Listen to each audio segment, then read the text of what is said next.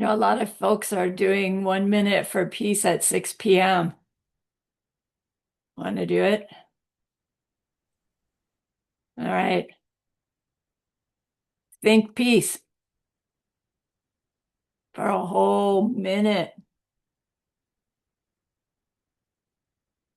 May there be peace on earth and may it begin with me.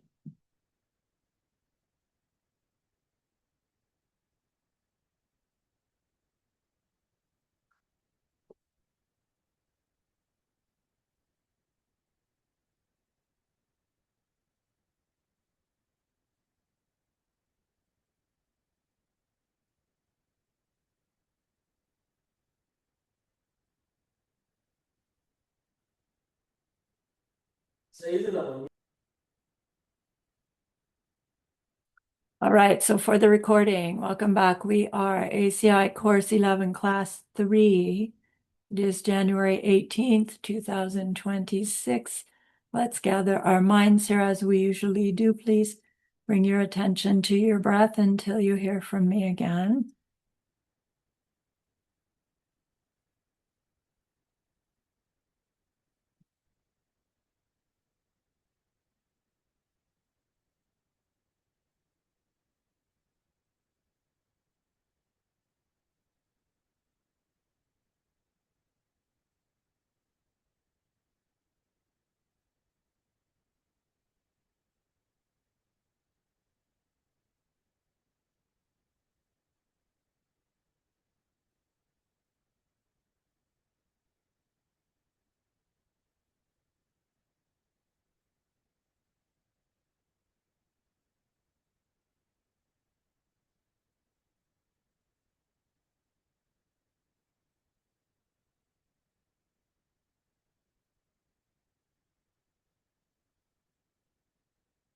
And now bring to mind that being who for you is a manifestation of ultimate love, ultimate compassion, ultimate wisdom.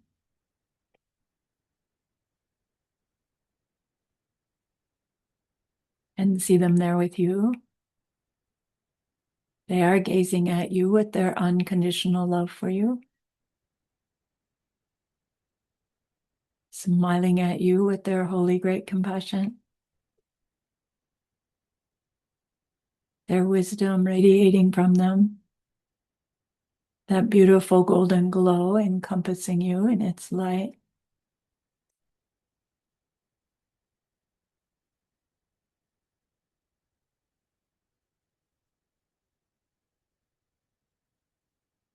And then we hear them say, bring to mind someone you know who's hurting in some way.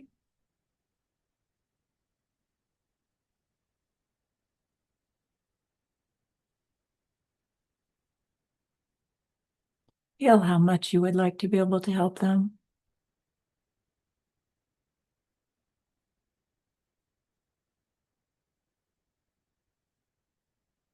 Recognize how the worldly ways we try fall short.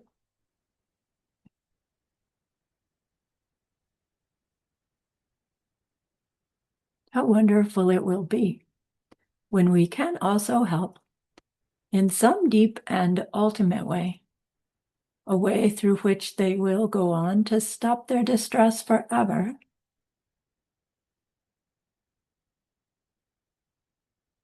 Deep down, we know this is possible.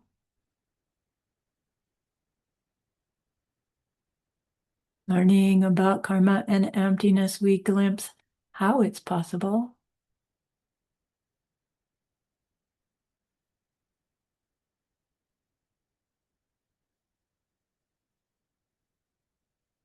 And so I invite you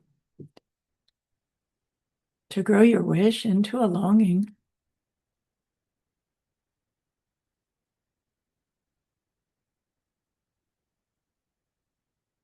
And that longing into an intention.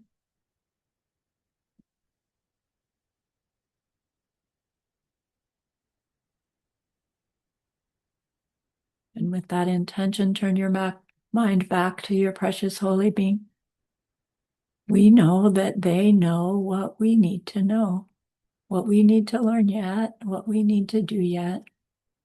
to become one who can help this other in this deep and ultimate way. And so we ask them, please, please, please, teach me that, show me that, help me. And they are so happy that we've asked. Of course, they agree. Our gratitude arises. We want to offer them something exquisite. And so we think of the pure world. They are teaching us how to create. We imagine we can hold it in our hands, and we offer it to them, following it with our promise to practice what they teach us, using our refuge prayer to make our promise. Here is the great earth, filled with fragrant incense and covered with a blanket of flowers. The great mountain, 4 lands, wearing the jewel of the sun and the moon. In my mind, I make them the paradise of a Buddha and offer it all to you. By this deed, may every living being experience the pure world. Idam Guru Ratna Mandala Kam Niryatayami. I go for refuge until I am enlightened to the Buddha and the Dharma and the highest community. Through the merit that I do in sharing this class and the rest, may we reach Buddhahood for the sake of every living being. I go for refuge until I am enlightened to the Buddha, the Dharma, and the highest community. Through the merit that I do in sharing this class and the rest, may we reach Buddhahood for the sake of every living being. I go for refuge until I am enlightened to the Buddha, the Dharma, and the highest community. Through the merit that I do in sharing this class and the rest, may all beings totally awaken for the benefit of every single other, every single other.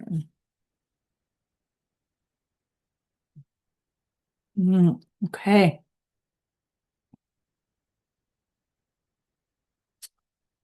So Geshe-la pointed out that that last class, class 2, is really deeply important about where do any unpleasant things, experiences come from?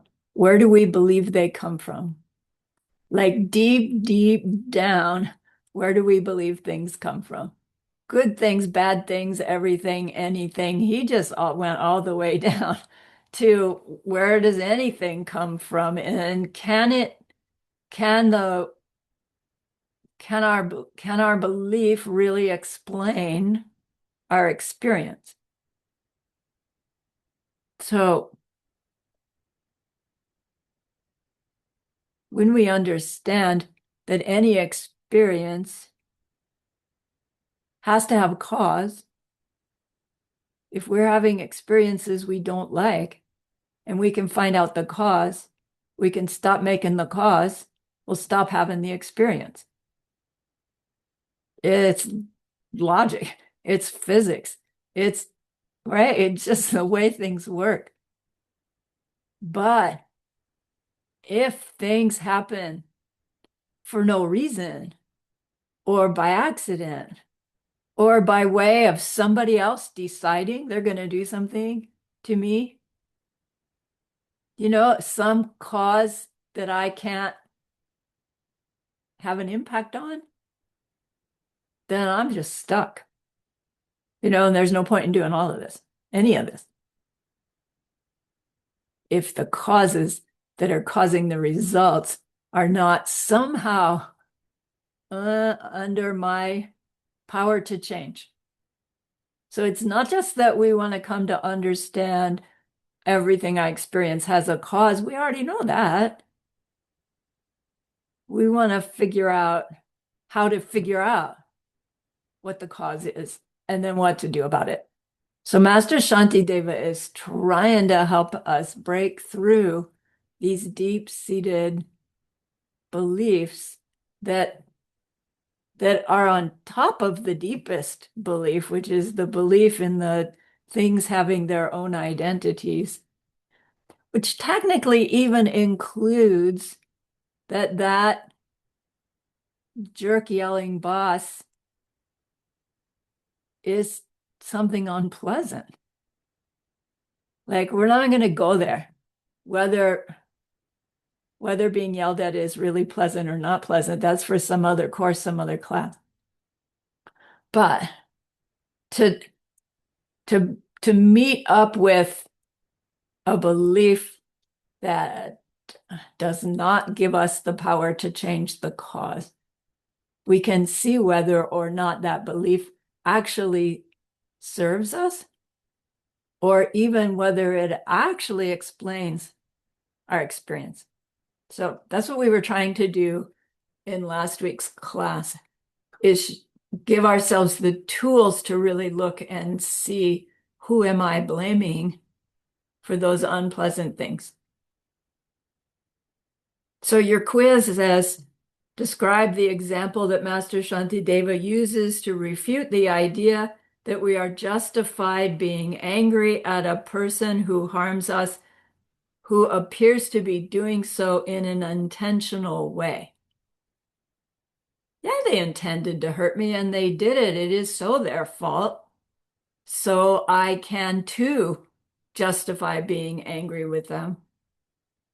And he says, well, then be angry with your liver when it gives you hepatitis.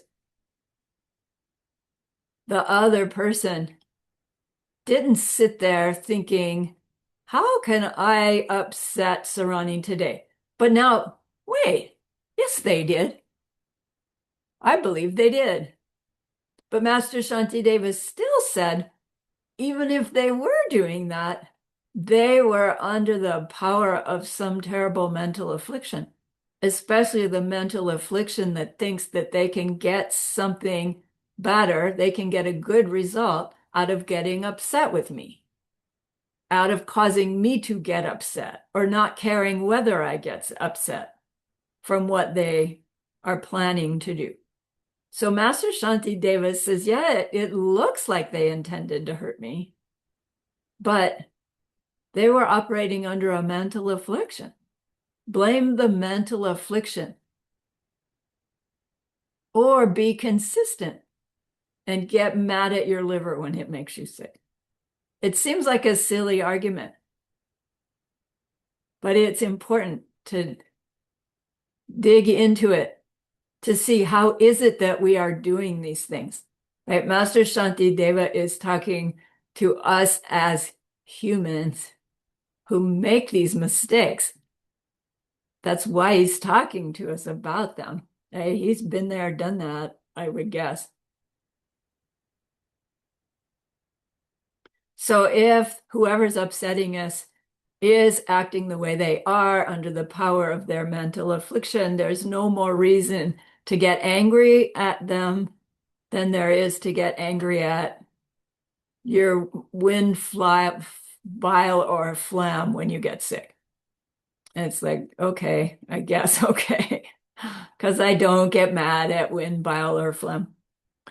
Next one, name the principal qualities of the primal one and the self-existent being, which were believed in by early non-Buddhist religions of India.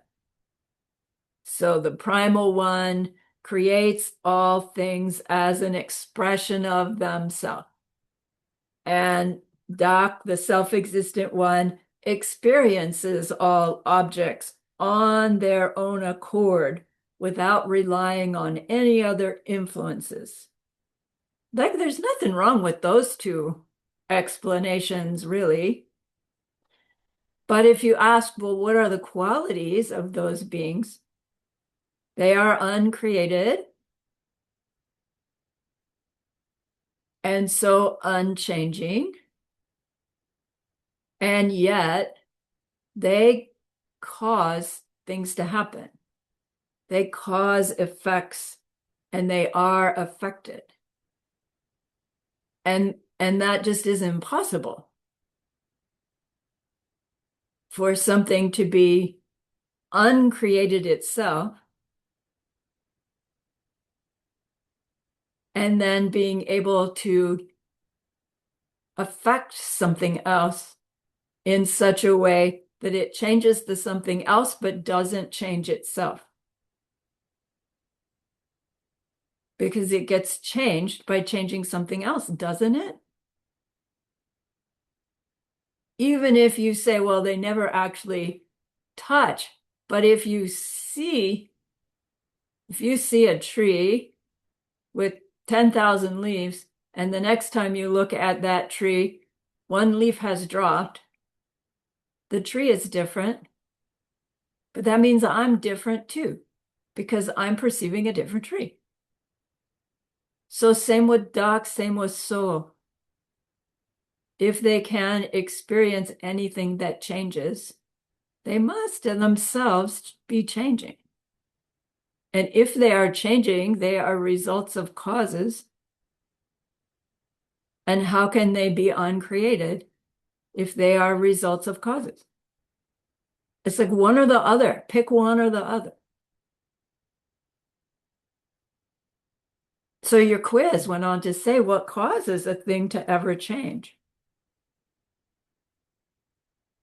The fluctuation of the energy of the cause.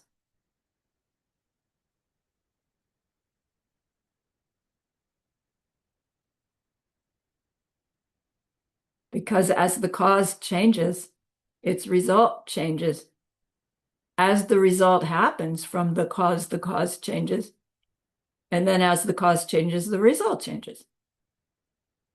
So it's not a one-time deal. It's this constant happening until the power of the cause is completely done.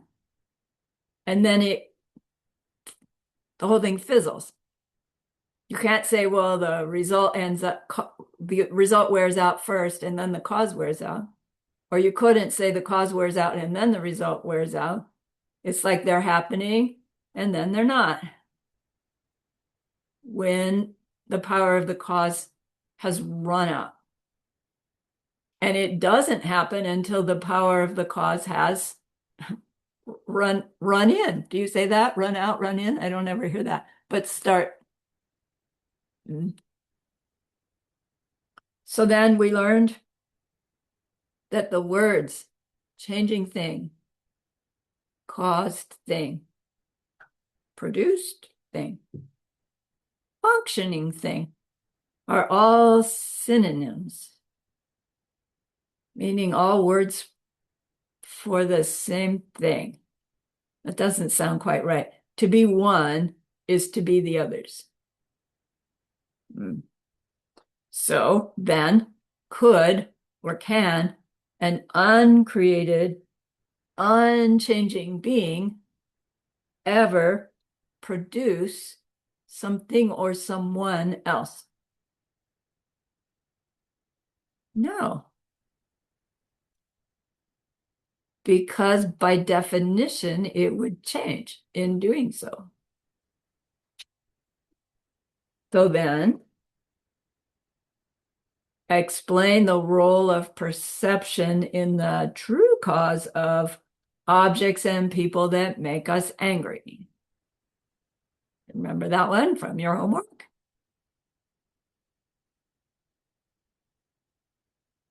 Really, it's basically karma, right? You could give a one-word answer, but karma is the word that we use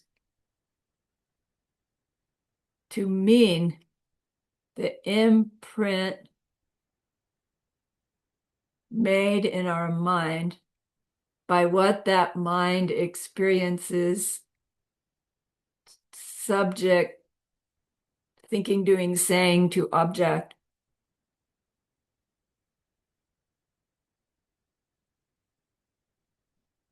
And that imprint, when it gathers, that's not quite right. When its power is such that it starts bringing about a result, forces us to perceive whatever it is we are perceiving. So if the imprints had been kinder, wiser, we would be forced to perceive information in a way that we find pleasant. And when we are forced to perceive information in ways that we find unpleasant, that's ripening results of imprints we made by some form of similar, causing similar unpleasantness to another, being aware of being willing, at least.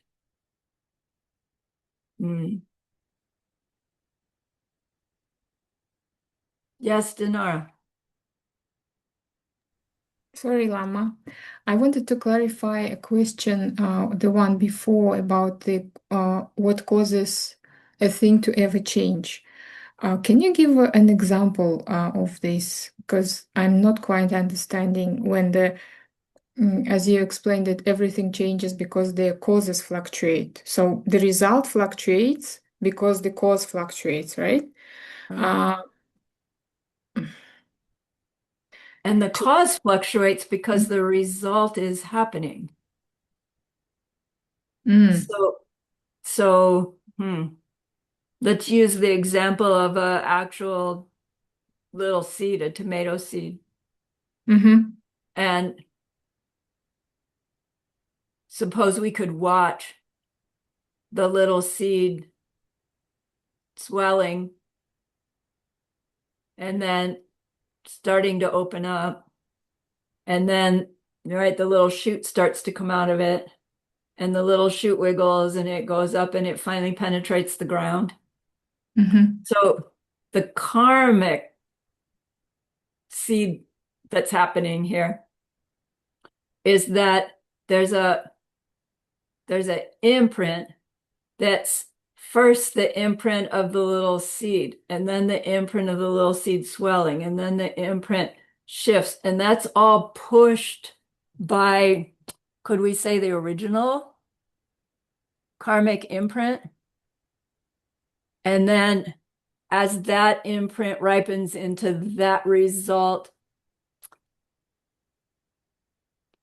the causes energy shifts, and then the result shifts, and then it shifts again and shifts again. They're both happening together. It's not like here's a cause and here's a result, and then they come together and then you have them, mm-hmm.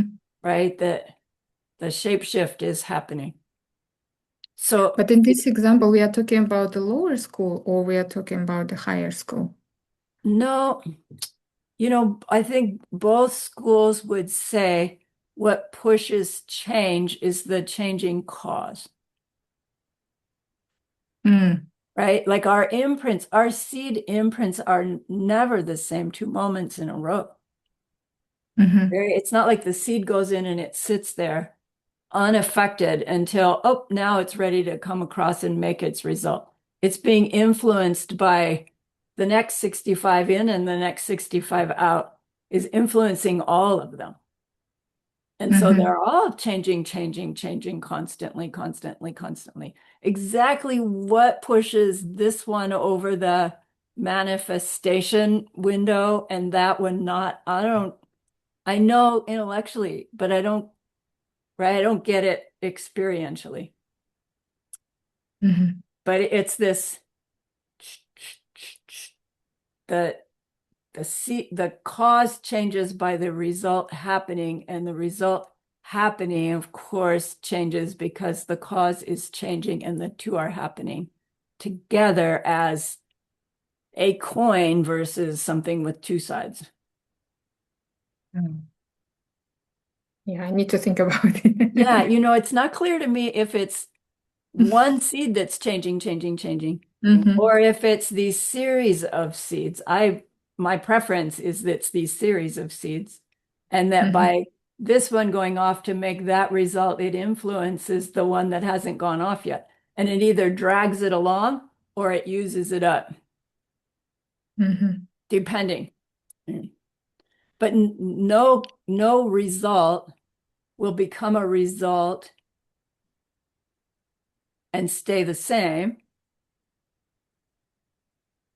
because it its cause is still pushing it. There has to still be a cause to push a result. And when there's no more cause, there can be no more result. And that's why results stop. That's why experiences stop. Because this cause runs out. Mhm. Tricky. Tricky. Yeah. Lots of I'll think hands. about We won't finish class. it. Yes, Thank you, Manny. Lama. Uh, Thank you.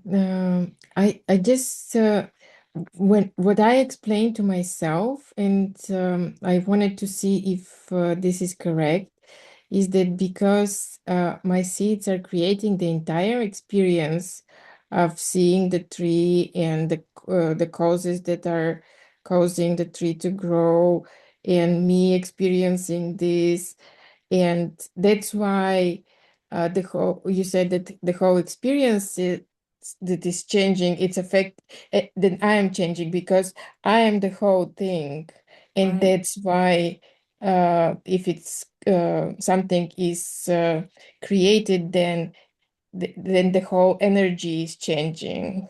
Is right. this Yeah. the okay? Yeah. The energy can never be the same 2 moments in a row, can it? Right. Thank you. Yeah, good. Yes, Tom. I wanted to clarify what you said, like the seed to the next step of the seed. So let's take like very physical seed. The next step will be like a sprout, right? So like the term and condition of like what it is now will affect the end result. Meaning, like you're saying it's keep shifting. I understand energy shift, but let's say I planted this seed of a tomato. I'm giving it all the love, all the care, right? It's gonna have to grow into different stages. So in the stages, the intention change. That's what you're referring to? No, the actual seed is changing. The Okay. cause, the result is changing. So then the result will change by the different stages or by the original seed.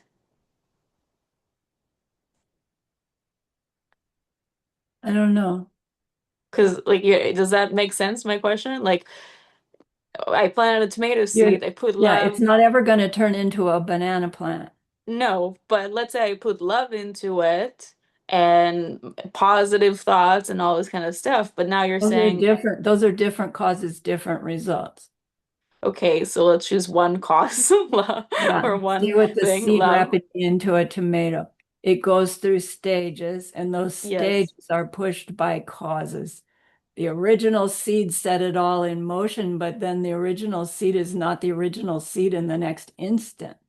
So you can't say it's still the original seed pushing it, but it's not all of a sudden a banana plant seed pushing it. It's still tomato karma pushing it. Either we're going to get tomato plant with tomatoes or we're not. And it's this constant pushing of the cause into the result, and the result from the cause changes the cause. And eventually it all wears out. And then your tomato plant dies. It's been really rough being a tomato. Okay. So is it in the motion of change? Or I Yeah, can it's think always of in the that? motion of change. You can't find the moment something actually changes. Okay. Yeah. Thank you. Okay. Why are we talking about it? In the context of that guy did that to me. I hate them. I'm going to hurt them when I get a chance. Belief. How does understanding about tomato seeds into tomato plants help me stop doing that?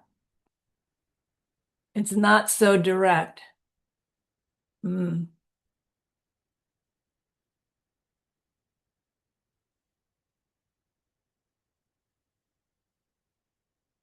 So what we learned was from last class, can we justify ourselves in blaming another person for the unpleasantness that we are experiencing? Do we do it? Yes. But can we justify it when we think of it logically? No. Can we blame God? We can, but not if we apply ourselves. Not if we want to stop having the bad experiences. Let's put it that way. Can we decide, oh, it just came from nothing? Will it help us to decide it just came from nothing? No, because then we can't do anything about it. All of these, we can't do anything about it if either of them are true. Could it be that it has come from our own mind? Yeah. Is it an experience that's unique to me? Yeah. Even if there's 50 people there when the boss is yelling at all of us, we're all having different experience, different result unique to me. My result is my experience. My experience has to come out of my cause, doesn't it? If your cause tries to make my experience would have to be your experience. But I can't do that yet. So if everything's coming out of my mind, how come I can't decide what happens? Because it's not by choice. Doggone it anyway. It's forced. So there's nobody to blame but ourselves. How is that helpful? Well, I'm just going to pull the covers over my head and not get out of bed because I just can't do anything right. If I'm blaming myself for everything, it's not me. I didn't do all that stuff. I haven't really lived long enough for the things that I've done to come back to me. It's going to take, a lifetime or so, maybe, for most of that stuff. I can't really even blame me, the me I mean, when I say me. But my subject side, right? The me that was me before, those are the ones that were where the mental imprints that made the causes what happened. They were the one who were reacting to circumstances, pleasant or unpleasant, in mistaken ways because they were still being driven by survival mode, whether I was a bug or a hell being or a human, whatever I was being driven by the misunderstanding they are doing that to me. And so that perspective was I did right. I acted to protect my family. I acted to protect me. I acted to give food. I acted in ways that were right. And now, somehow, by some miracle, I met up with an explanation of how that actually perpetuates the whole cycle of being born, aging, getting sick, and dying. Or worse, if I'm animal, right? Being born, aging, getting eaten. That's a little worse. Whatever our different possibility was. By some miracle, I went searching and I met a teaching that made sense. And here I am trying to share it with others well, however that's going. Got myself distracted. So when we say, look, all I can blame is me, don't beat yourself up and say, oh my gosh, this life I've been so terrible. But recognize the me we're talking about is this continuum of your subject side that just didn't know any better before. And now we do. And now we are experiencing the results of all those mistakes. And now we have the power to fix it. Yay, right? That's Master Shanti Deva's hope that we'll take home. It's not like, oh my gosh, I'm so bad, I'm never going to be able to fix it. But it's like, oh, now I get it. What was I thinking? But those seeds are already planted. We can do something about it now. Hooray.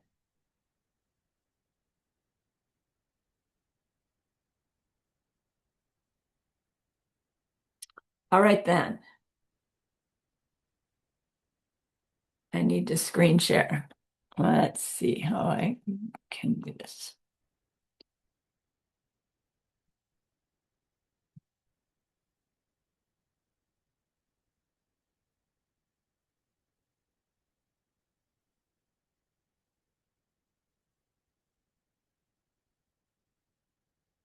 You see?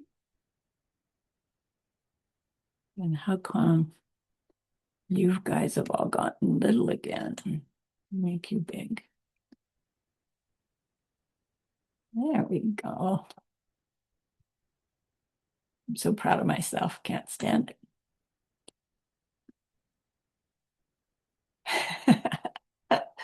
You guys encouraged me. Thank you so much.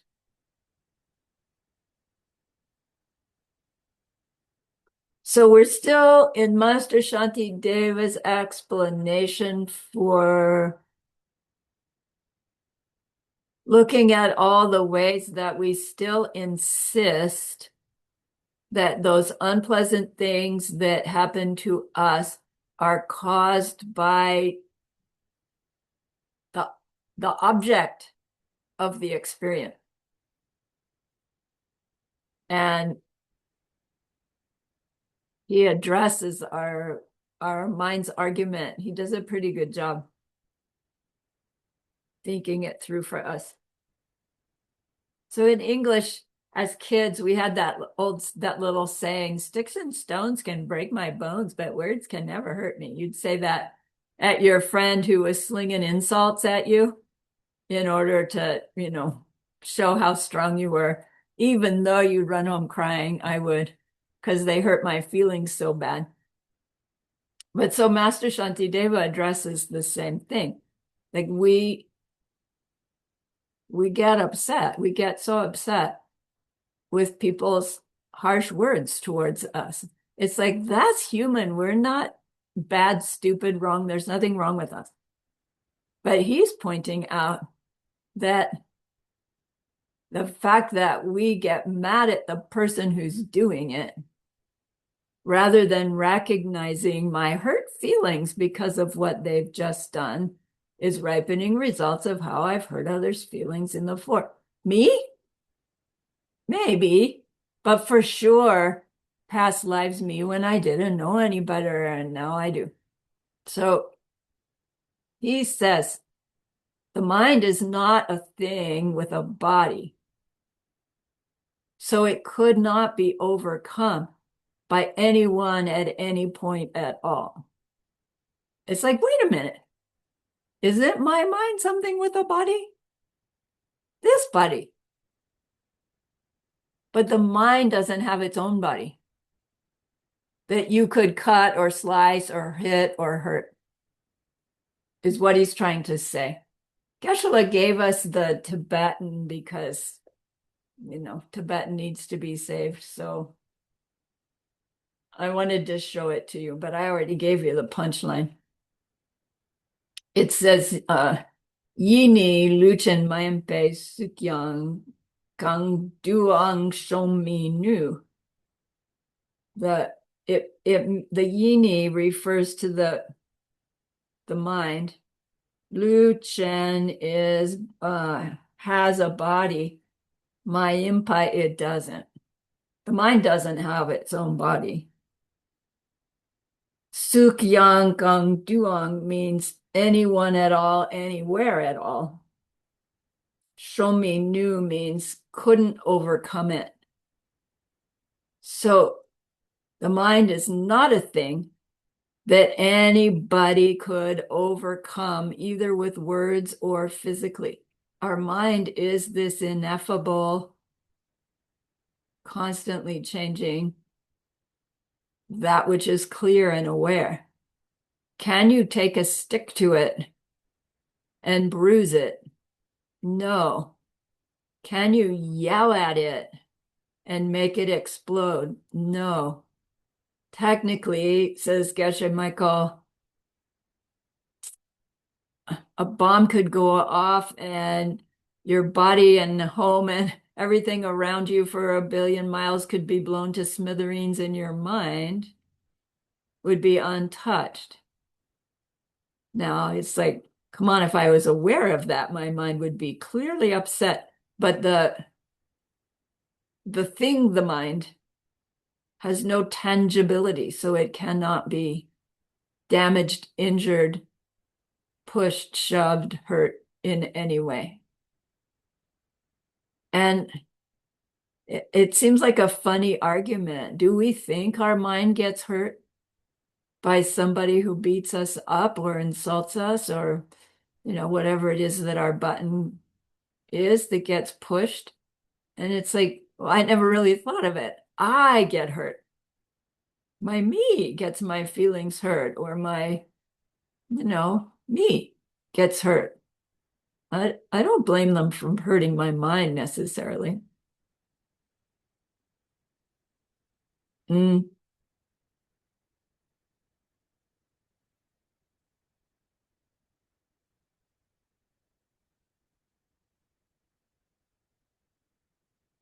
He says, well then,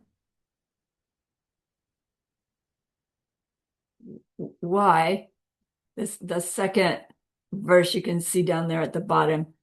When someone criticizes me or says some harsh things to me, their words with their unpleasant sound can do no physical harm to me.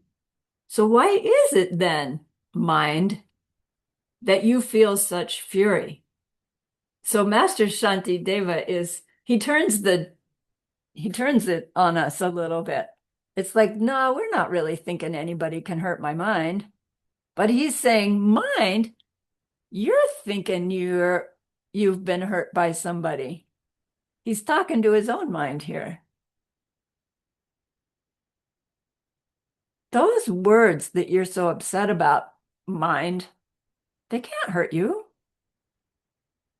So why are you so upset? Does that help us? I'm not so sure yet. We'll see where he's going to go.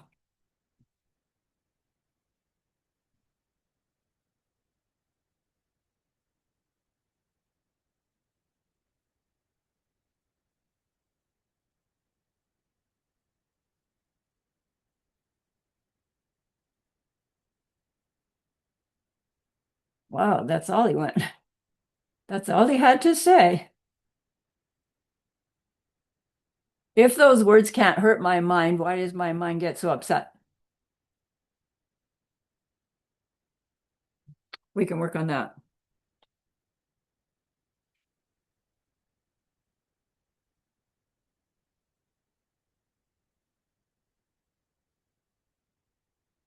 Our Mr. Kachik says, I know my mind can't be hurt, but it just happens automatically that when somebody yells at me, I don't like it, and my mind gets upset. And Master Shantideva says, well, that's just habit. That's just being on automatic pilot, and we can let it continue if you want to continue suffering in that way. Or you can decide, are those words really doing harm to my mind? Can I instead recognize that it's my own karmic imprints ripening, making this happen, that are also driving my feeling hurt by it? But that doesn't mean I have to act the way my habit says to act. I can say no to the old habit and replace it with a new one. We'll only want to do that or believe that we can be empowered to do that when we understand that although it feels very much that we're under the power of the other, we are under the power of our own mental seeds ripening, our own habit patterns. And with mindful awareness of the situation, we can cultivate the ability to choose a different response. If we are successful in choosing a different response, that will be a karmic ripening of helping other people choose a different response. We can try to choose different responses and not be successful. That happens a lot. Don't get upset with yourself. Just keep trying. Keep helping others make different choices if you can, right? However, we might do that.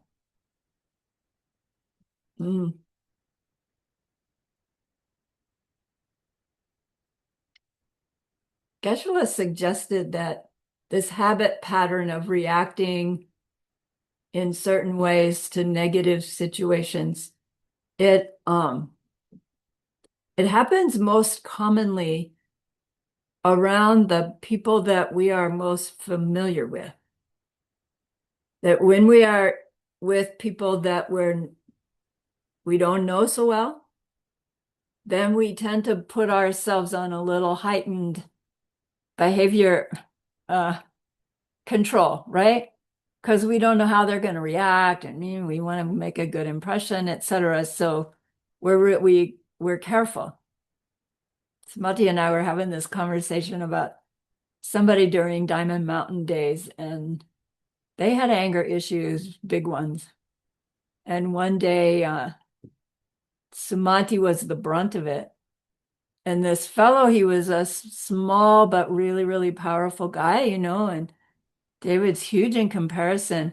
But David was terrified by this kid in his rage, and we were, all of us there thought that David was going to get beat up right in front of us. It didn't go that way. But once that happened, this person who had been a friend, still a friend, not well, sort of, but both of us tiptoed on eggshells around him. Do you know that term? Just really, really, really careful in our behavior around him because you never knew then what might trigger that rage. Because it was the night it triggered, it was such a seemingly small thing, but it had built up. Whatever it was going on in his heart had built up, and then David's comment just popped it. And it was scary, actually. And then ever after that, right? Around that particular person. It's like we have this other term where you let your hair down. They never talk about putting your hair up, but you put your hair up, you go to Sunday school, and you act really good at Sunday school. And then you get home and you let your hair down, and then you go back to being you, right? Is that familiar? And he's talking about that kind of behavior. And we think, no, I should really be the let my hair down me with everybody, technically. And that would be true if the let my hair down me has enough wisdom and self-control to never say or do something that would plant a seed that would come back to hurt me. And until I have that level of wisdom, technically, I want to keep my hair up all the time. I want to have my behavior careful, right? Carefully observed, carefully chosen, so that I can make fewer and fewer negative seeds and more kindness seeds for the benefit of everybody, not just me. And I want to be able to do that, not just with people I don't know so well or people that I need to influence, but also with the people that I usually let myself be more sloppy because I know they'll love me anyway. And it's like, oh, that's wonderful to be loved anyway, but it's not wonderful by what I let myself think, say, and do because yeah, do you see? We have it backwards. We really do have it backwards. So he's pointing this out, like Geshe-la took us a little more deeply into this. Can my mind be hurt? Can other people's minds be hurt? No, not directly. But can we hurt other people's feelings? Yes. And do we want to let ourselves do that if we don't like it when our feelings get hurt?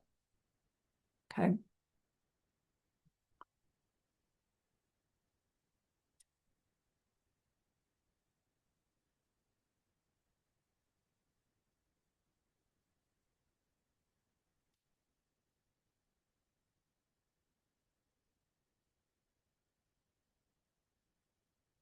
I'm checking my notes, make sure I didn't miss anything there. I didn't say it all, but I didn't miss it. Okay, let's go on.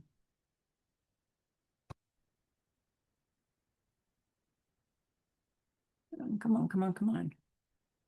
What's the matter here?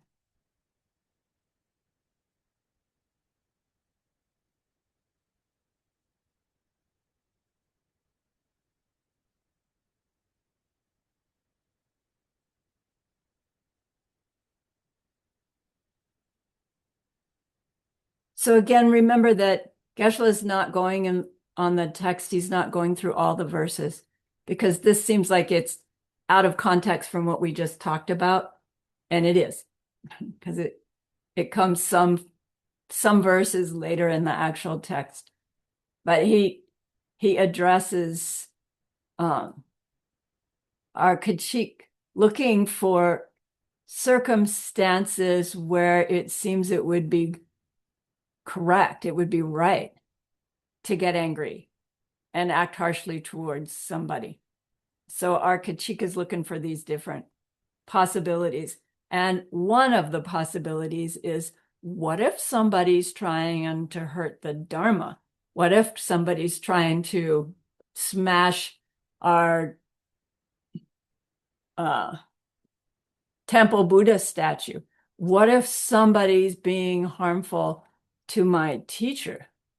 Those are reasons to get angry. Come on. Those are important things. And that will make me angry, and I should be angry, as if the only way to respond appropriately to somebody doing such things would be with anger. He's going to show that it's not that to not get angry means to not act, to not do something. It means to motivate ourselves for a different reason than anger, trying to use anger to protect something, especially something like the 3 jewels. So his verse is, it's completely wrong for me to feel anger, even at those who speak against or try to destroy sacred images, shrines, or else the holy Dharma, since the Buddhas and such cannot be hurt. And even too, when harm is done to lamas or relatives or the like, and those who are our friends, turn back your anger by seeing the fact that, as the way before, it all comes from causes. So Geshe had said one of the things that Buddhism and Buddhists could be really proud about is that the Buddhist tradition doesn't fight over differences with other religions. At least a well-educated Buddhist doesn't do that. They don't fight about where to build their temples. They don't build their temple on top of somebody else's. They don't try to override somebody else's sacred things. And Buddhism teaches that if someone's attacking a temple or the books or the teachers, it is a terrible karmic seed for the attacker.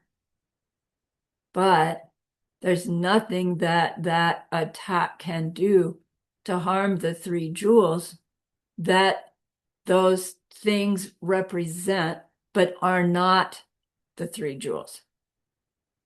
So we could have this very, very favorite Buddha statue, and along comes somebody with a great big axe and they're cutting it into toothpicks. And I would be like, so angry at them. But I would have to admit that my anger at them would be because they're damaging something that's my favorite. Rather than, oh my gosh, the karma you're making for yourself is that something that's sacred to you is going to get damaged someday and you're going to hate it because this feels really terrible. And if I had that attitude, I would try to do something to distract them or something to convince them that maybe they should stop. But it would not be out of the anger that, right, I'm actually feeling, which is, how dare you do that to my favorite statue?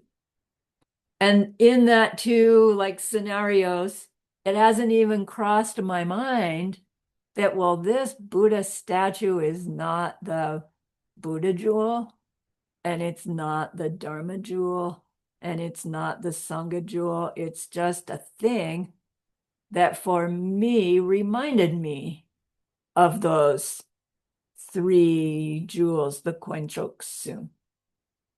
So my attachment to it would lessen if I had been thinking about it accurately. And then maybe my ability to have compassion for the seeds that the other person is making for themselves could probably grow bigger and color my ability to make a wiser decision.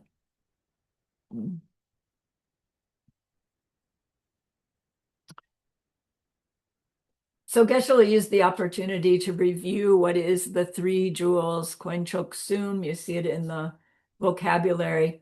That word Konchok, it's Konshok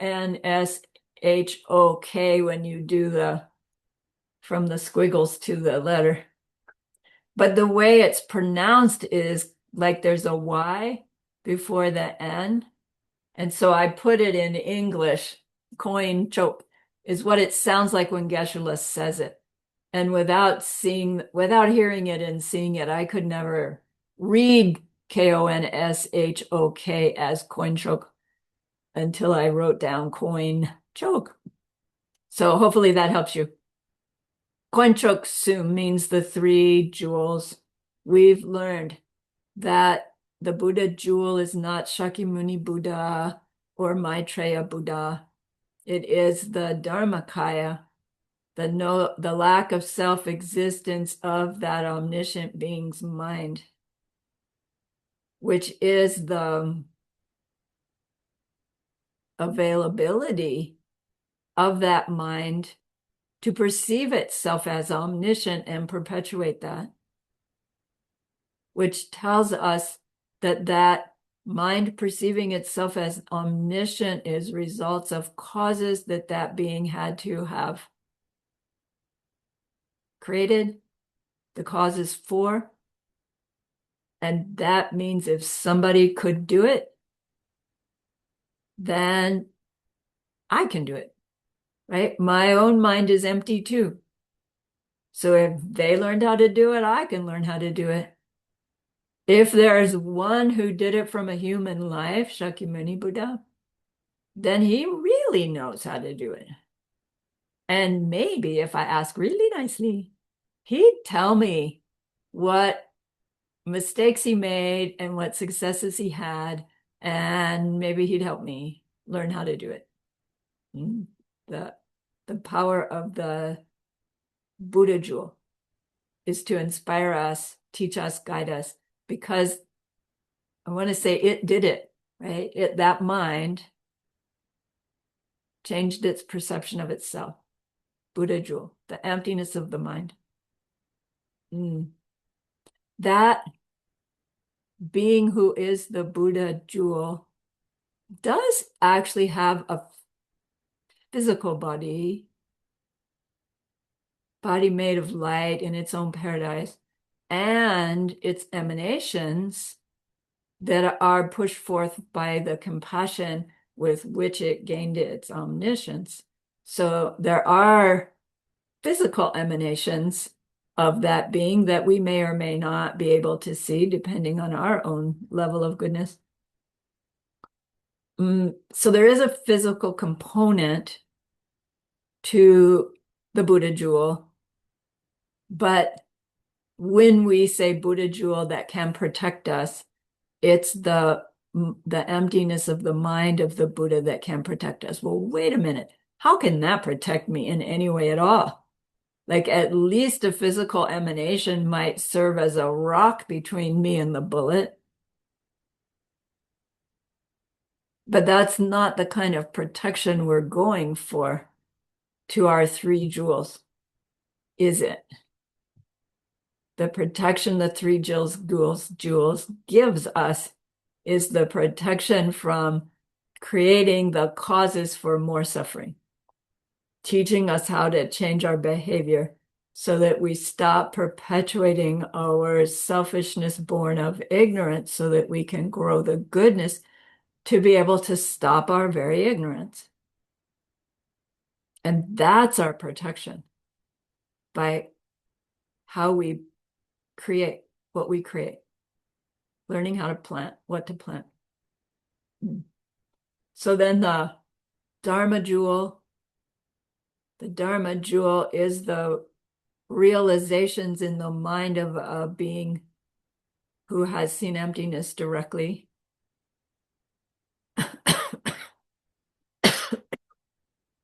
Which once that being has those realizations, there's not anything anybody can do to damage those realizations. They aren't a thing.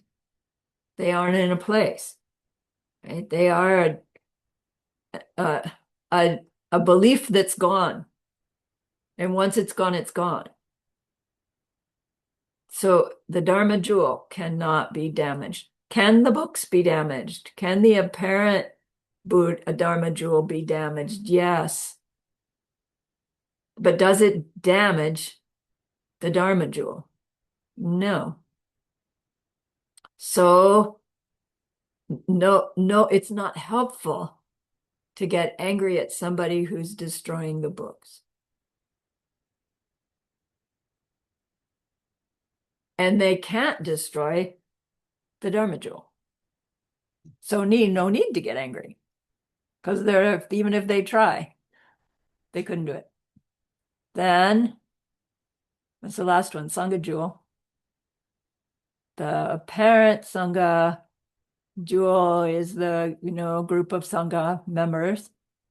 The Sangha jewel is the person who has seen emptiness directly, Can they be hurt? Yes, their physical body can be hurt. But can they be hurt?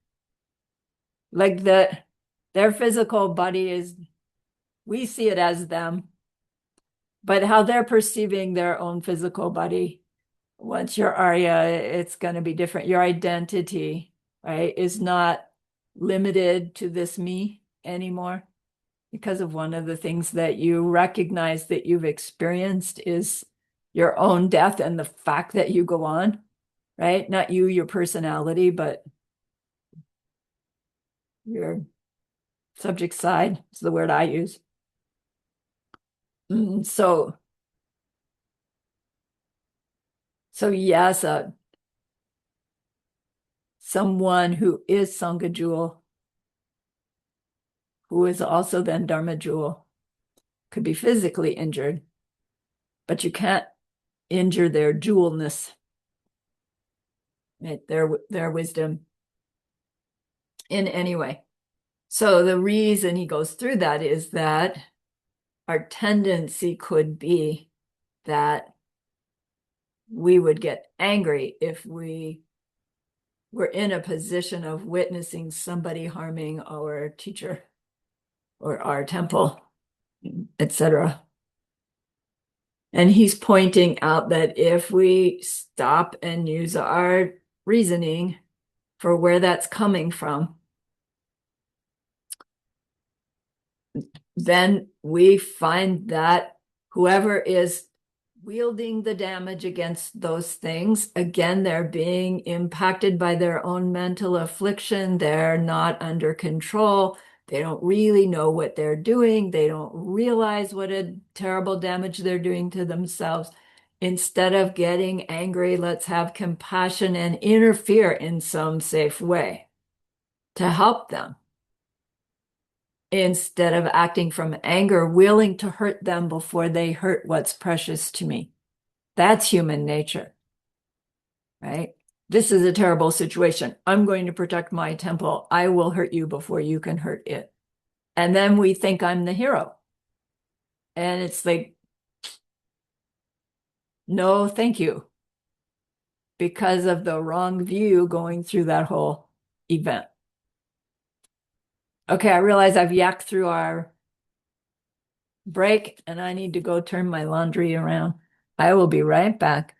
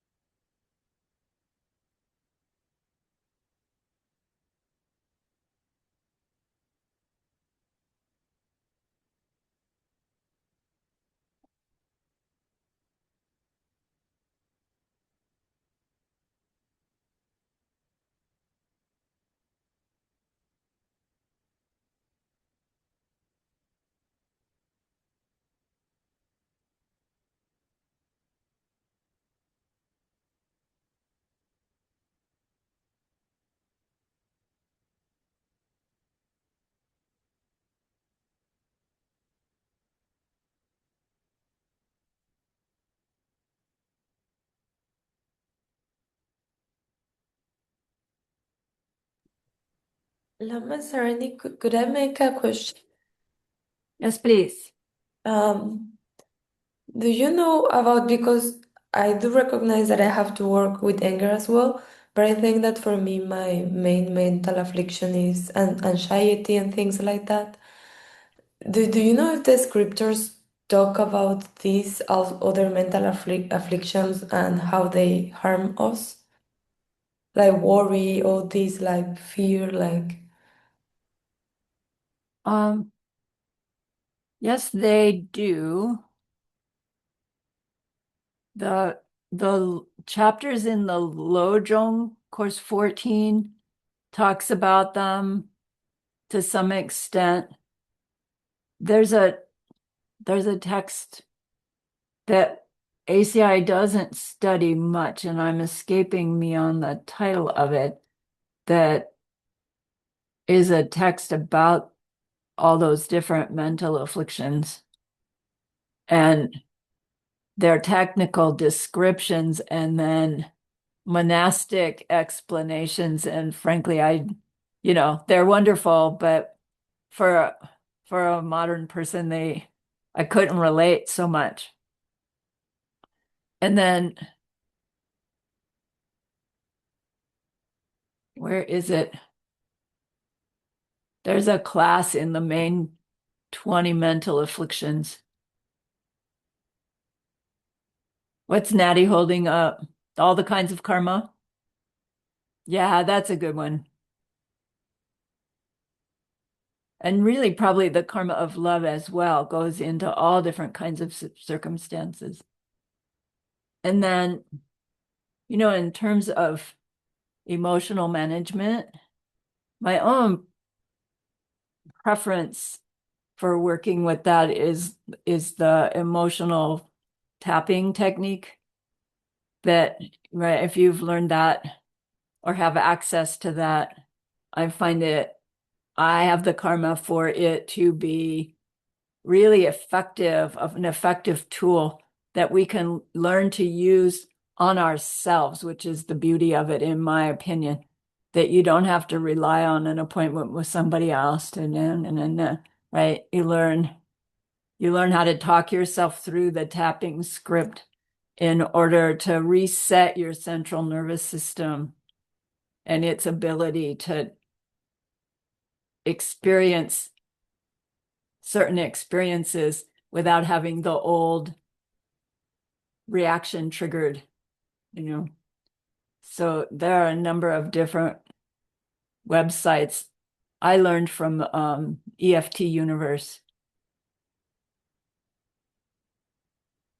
and it has a lot of information there and YouTube videos that can guide you.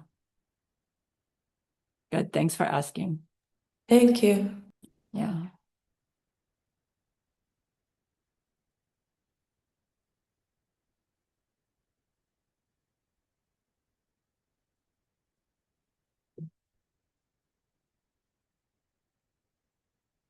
All right, are we back? The second half of this particular set of verses is, well, what about somebody hurting my lama? So we have that term heart lama. We have the term lama that people use for their teacher. But then there's the heart lama, which is the really special one. And that really, what makes them special is that we have the seeds to see them as extra super special, meaning really close to being Buddha or maybe even Buddha for us. In which case, everything they do is designed to get us totally enlightened as quickly as possible. And we may or may not actually see that and behave correctly with that, but we try, and that's their power with us. And because they are so special to us, if we see somebody hurting them in any way, of course we get upset, right? Because they're such a special being. How dare you do that to the special being? And what we are, of course, forgetting is that, yes, they are special to us, and that doesn't make them special to everybody, which doesn't mean it's okay for them to be hurt by anybody, because it's not okay for anybody to hurt anybody. But the trigger, which was, how dare you do that to my heart teacher, right, can dial down a little bit. And our reaction can be, oh my gosh, you're hurting somebody, right, who for me is really important, and maybe for you too. And so again, we're trying to show ourselves that if we can see somebody trying to hurt my teacher, first attempt would be, I understand they don't see them as special, but still they shouldn't hurt anybody. And can I help them in some way to prevent them from hurting themselves by hurting my teacher? Second thought is, if my teacher is a Buddha, they can't be hurt anyway. So even if the person is shooting arrows at him, my Lama is going to experience flowers. Again, it doesn't mean sit there and let the arrows be shot. It means, can you justify your anger? Like, anger's up already, but can I let it keep going? I'm justifying letting it go. Or am I really working with my reasoning to say, no, no, no, I don't want to act from this. I don't want to act from this anger. It's already happening. Ugh. What can I do differently?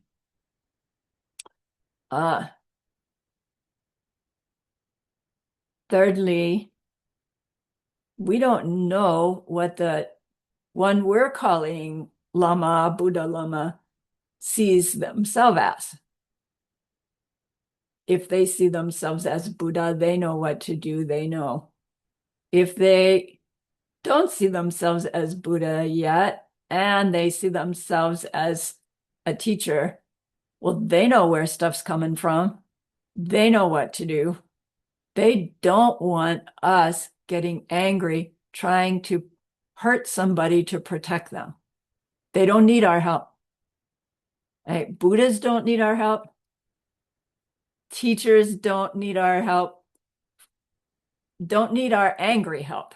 That's the important thing. Right? They don't need our angry help. Can they benefit from our compassionate attempt to help the other person not get bad seeds? Yes.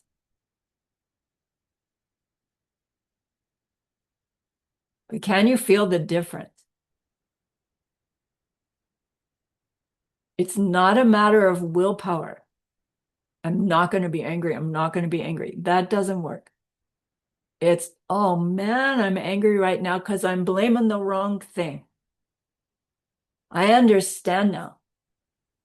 I understand I don't have to react the way anger's wanting me to react. That's just habit. We can act differently. There is this thing called wrath.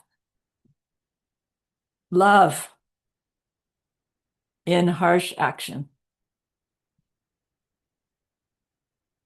But it feels really different than anger.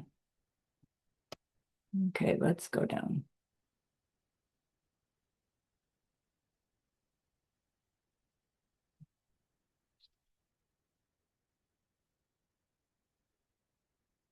Geshe-la picks this one out for us.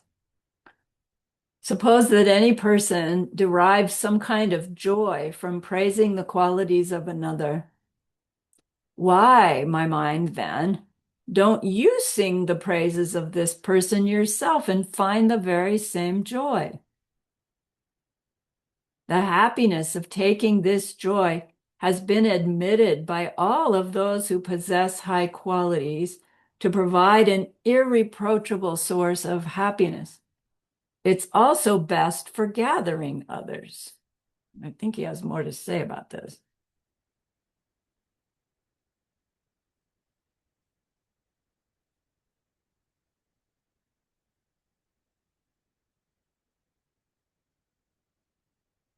When someone praises my own good qualities, it's my hope that this other person finds some happiness too. But I have no hope that I myself should ever find the happiness that comes from praising others. So what this is describing is a circumstance where suppose this fellow named Joe really admires this lady named Jane, a coworker, right? That's not any other attraction. And Joe so easily points out Jane's good qualities to other people. And Joe seems so pleased, right, to point out Jane's good qualities. Whether Jane is there or not doesn't matter. Joe just enjoys Jane's good qualities so much that he tells everybody about her. Like when we've seen a good movie, we tell everybody about the good movie and we're happy doing so. And we're hoping the one we're telling it to will be getting a little pleasure and might be inspired to go see the movie. We'd be thinking, Joe would be thinking, may they like Jane as much as I admire and like Jane. May they, right? He has this good attitude and seems happy. Master Shantideva is pointing out that there I might be listening to Joe sing Jane's praises, and that my own mind might be going, because maybe I don't like Jane so much. Maybe I'm a little jealous of Jane, but I don't want to admit it. And I hear Joe thinking Jane's so wonderful. My own mind's going to go, yeah, but, right? And I'm even going to try to say, yeah, but Joe, don't you know that Jane did da da da? Or don't you know, right? My jealousy's going to push me to actually get a little angry with Joe because he doesn't see Jane the way I see Jane. And instead of questioning my own way I see Jane, I get upset with Joe, right? And that's where the anger piece comes in. It starts with jealousy, and then somebody likes the person I'm jealous of, and I don't like them because they don't agree with me.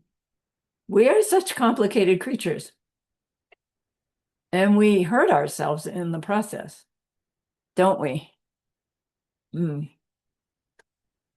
So Master Shantideva is pointing out that karmically speaking, to praise another's good qualities and enjoy doing so is the karmic ripening of having done so before, and the karmic seed planting for your own happiness and for others singing your praises. Like, that's maybe not why you do it, but when you get that result, it is pleasant, right? To hear people think highly of you is a pleasant thing. So to be in a position of hearing somebody taking pleasure in somebody else's good qualities and then take displeasure in that, ick, right? Especially if I'm professing to be growing my bodhicitta, wanting to be a bodhisattva. It's like, whoa, I just got upset with somebody's happiness when I'm supposed to be in the happiness making business. And look how easy it was for Joe. Just happy pointing out Jane's good qualities. Why don't I do that? Point out others' good qualities. And we look into our own heart. So we're doing that self-comparing thing all the time. Because if I point out their good qualities, it's going to make me point out that I don't have those good qualities and oh, woe is me. But then when we think about how come I'm seeing somebody with those good qualities, where is that coming from?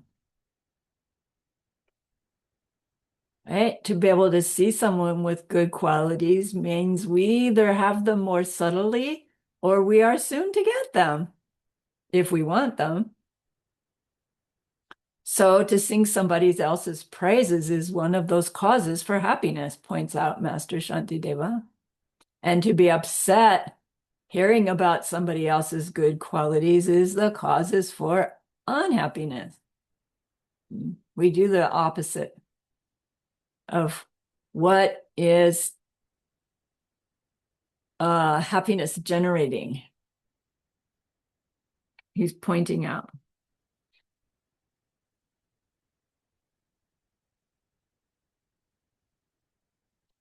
Geshe-la said, probably the best treatment for depression would be making the habit of noticing and pointing out to somebody else the good qualities of somebody else.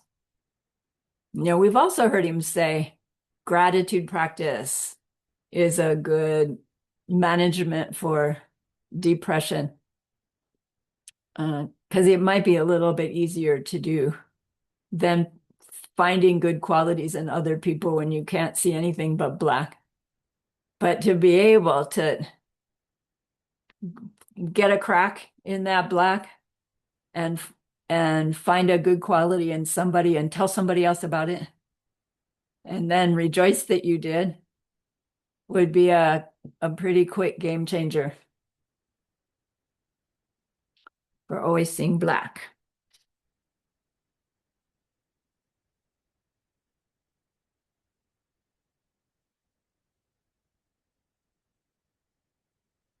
He says further that that positive attitude attracts people to the Dharma. Right, your homework's going to say, what are the 4 benefits of taking joy in others' good qualities? Let me make sure I give you the answer. Number 1, in the short run, you feel joy yourself because it feels good immediately to think of another's good qualities, whether or not you like the person. So try it on for size. Our minds feel good when they concentrate on good things. Second one,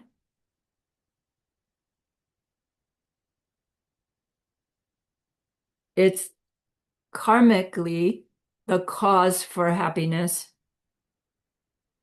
So to be happy about others' successes and their good qualities plants the seeds for our own successes and good qualities called happiness.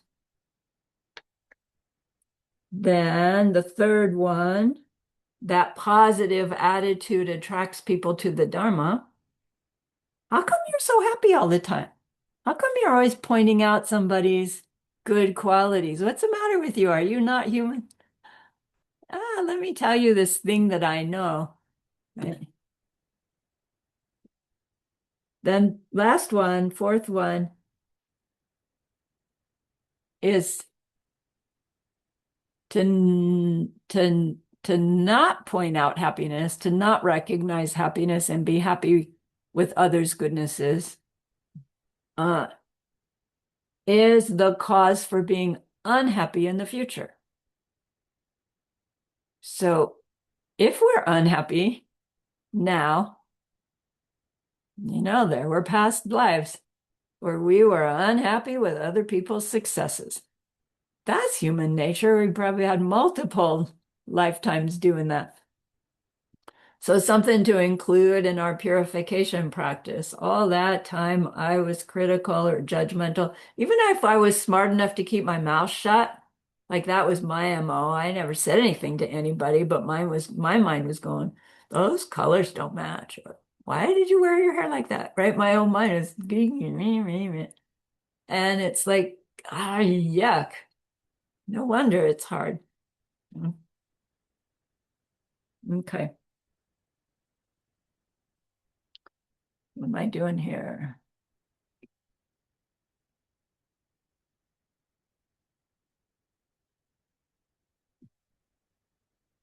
$16. He then flips the whatever you call that, flips it over from singing the praises of somebody's goodness. Now, what do we do with our enemies? Towards our enemies. So even should your enemy become upset, how then could you feel glad about it? It's not that some kind of harm has come to him or her because of your hopes and wishes. Even should the suffering you wished on them come to pass, what's there to be glad about? And if you say, it satisfies me when I see it, what could better ruin you? The iron hook that's jabbed in us by the fishermen of affliction is merciless and unbearable.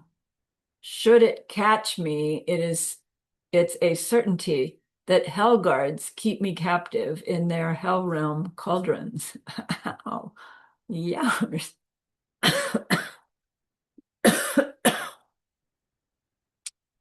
So the first one was about jealousy. This one's about ill will. When somebody we don't like has something unpleasant happen to them, come on, we have to be superhuman not to think, I don't even want to say it, good, right? They had it coming. Like even just the little feeling we can catch. It's so fast, it's so automatic. And I don't know, there are circumstances in my world right now where I'm really struggling against that ill will that comes up in these different, just in my news circumstance, not my immediate life at all. But out in that world beyond, it's like, and it's the last thing that's helpful is to wish all this ugliness on somebody who's doing ugliness, right? Apparently doing ugliness, to wish it on them. So Master Shantideva gives these 4 logics for why, and how to struggle against our natural reaction towards somebody we don't like having something bad happen to them. Right? Someone we like, when something bad happens to them, we rush to help. That's not what we're talking about. It's the ill will. So his first argument is, look, when something bad happens to your enemy, it doesn't help you one bit. So whether you were wishing that bad thing on them before they got it or not, just because they're having a bad time, you can't take credit for it, and it doesn't make you better. So suppose there was some awful situation where somebody you didn't like, you were wishing something bad happened to them, and then, oh my gosh, they got cancer. Your body doesn't all of a sudden get healthier because they got cancer, right? You don't get any benefit from that wishing. Second, you can't take any credit for it anyway. Like all the wishing in the world doesn't make their cancer come on them. If it could, we would wish, we would wish ourselves into Buddhahood. And it's like, I've tried. Either it takes more than I could do or it doesn't work.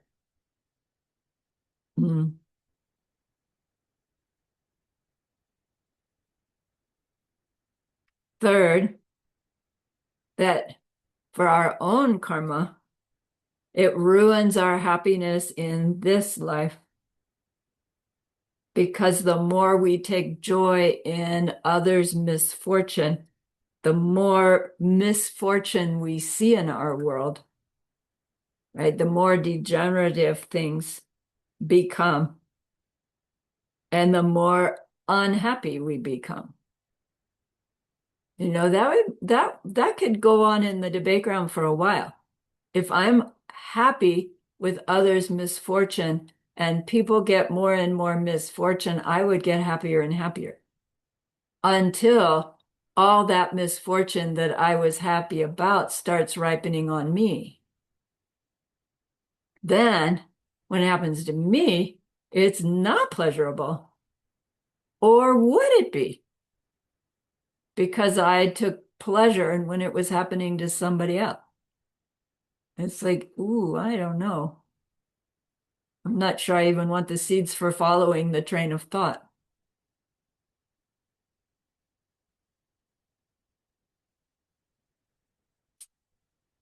Geshe-la says, do we want a regenerating life?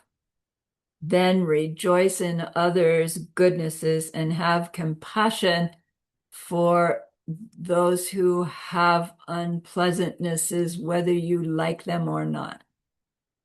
Technically for both. Rejoice in others' goodnesses, whether you like them or not.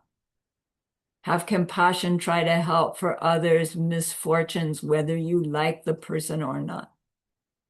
If we want the seeds to see our own selves as happy and more fortunate, happy and more fortunate.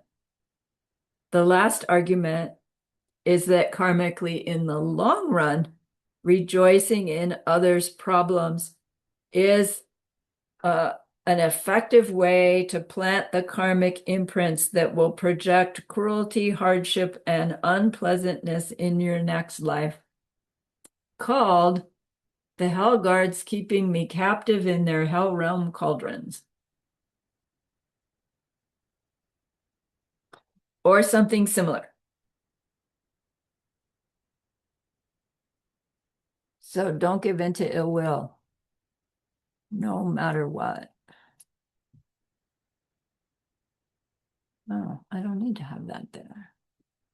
I didn't know that.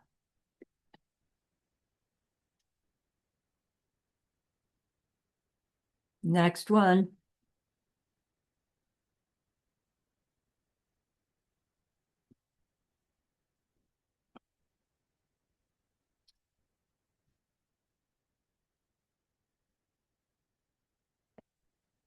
The world may be full of beggars, but finding someone to do me harm is truly a rare occurrence. Since there could never be a person who hurt me any way at all, if I did not hurt them first. Wait, I read that wrong. The world may be full of beggars, but finding someone to do me harm is truly a rare occurrence, since there could never be a person who hurt me anyway at all if I did not them first, if I did not hurt them first. Not meaning my neighbor won't hurt me unless I've hurt them. But if I've hurt somebody else, I have the seeds for anybody being the one who hurts me. Seeds for seeds. Suppose that without an ounce of effort, you came across a hidden treasure chest, a treasure chest hidden in your house. You should thus feel grateful for your enemies who aid you in your Bodhisattva practice. This is hard. It sounds like he's saying to have somebody in your life who hurts you is a rare and special occurrence. We should value them and treasure them because there they are, my ticket to Buddhahood. It's like, oh man, if I could do that, I'd already be Buddha, I think. And so it's not saying wish yourself a nasty person in your life. It is saying that as we work with these ideas and we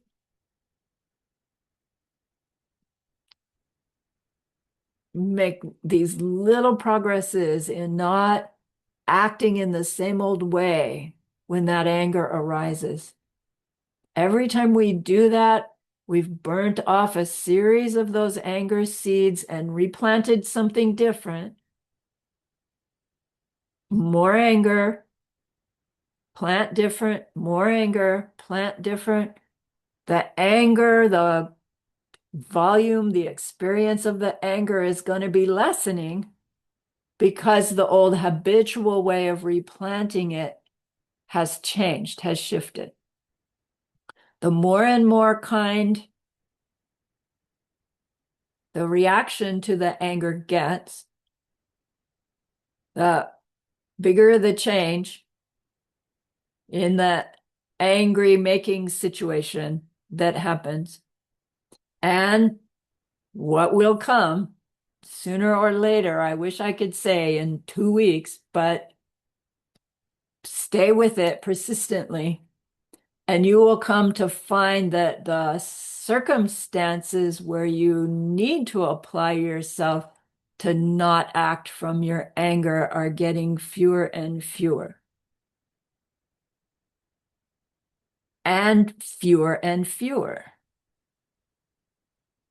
Until, in order to know whether or not you still have anger seeds, you actually need to go and find somebody who could push your button to see if your button can be pushed. And maybe you can't even find anybody to do that. Wouldn't that be a pleasure? Is it possible? Logically, is it possible? Yes, very possible. With just little shifts. Don't set yourself up to say, the next person that gives me that look, I'm not going to feel anger, because that just won't be true. We're going to feel it. But make this promise to yourself: when I feel that sensation, I'm going to count to 3, or I'm going to drop my keys, or I'm going to do something to just shake me out of my habit pattern. And then I'm going to, right, think, say, or do. Have it already planned out. You know the feeling, right, that comes up. Tag that feeling to some distraction to buy yourself a little time, and then already have a pre-planned what you'll say, what you'll do. Maybe it's turn your back and walk away. Maybe it's, I know you're upset, how can I help? Maybe it's, this is unacceptable, I'm leaving, right? You decide. Pre-decide something. And then even if it doesn't seem like it's appropriate, like it doesn't quite fit the situation, use it anyway, at least once, right? And then leave. And then at some point soon thereafter, think, wow, I really did it different. I really did it differently. Maybe not perfect, maybe, I can do better, but wow, I really did it. Pat yourself on the back. All of this anger is seeds and nothing but seeds. And so it's powerful, and so it's real, and so it's changeable. That same feeling actually does not have to get the label anger. It doesn't have to get the label I'm unsafe. Right? It does now. Don't decide to change it. But there'll be a time when that sensation doesn't give you the same reaction. It gives you a reaction, that's protective, or that's superpower of what to do, or that's, right, here's my strength, instead of here's my diminishment, here's my failure, here's my broken part. It's like, no, here's my, right, how I take care of this circumstance. Okay? It's not that we're suppressing anger. It's not that we're denying anger. Right? We're learning how to use it, use that force in a way that doesn't perpetuate anger. Okay? As we do so, situations that trigger your anger will get fewer and fewer, more and more rare. Which is why he calls it rare. At first, they're not rare at all. They're happening all the time. But they are still rare in the sense of precious. Hey, if we're truly on this path and we're in it, right, for the long haul, then these terrible mental afflictions, they're exactly what we want to be dealing with. In which case, somebody who's your button pusher, they are like your ticket to paradise. And Geshe goes so far to say that. He says, you got somebody in your life who does that? Make an agreement between you and them in your mind, not with them, but in your mind with them. Joe, you push my I'm inadequate button so well. So you keep doing that. I'm going to bring myself to the party and I'm going to use you to get me enlightened as quickly as possible. And I'm doing it all for you to get happy, ultimately happy. I'm reaching my Buddhahood for your benefit. Your job, push this button. Go on. Right? Do it. That's your job. And my job is to use every time to respond differently in order to reach my Buddhahood as quickly as possible. Very likely what will happen is, darn it, Joe will stop pushing my button before I reach Buddhahood. Come on, Joe, push my button. And, Joe just, he never did know he was doing it. And now my seeds have changed Joe so much that Joe doesn't do that thing anymore. Do you see how rare and special Joe is or was? Not until we've got the method down, though. Don't make your agreement with Joe prematurely. But notice, okay, it makes sense. Rather than running away and avoiding all the Joes in the world, we have these tools that we can use those mental afflictions to change ourselves. We can change Joe because Joe is our ripening seeds. We are Joe's ripening seeds. What's going on in Joe's mind, I have no idea.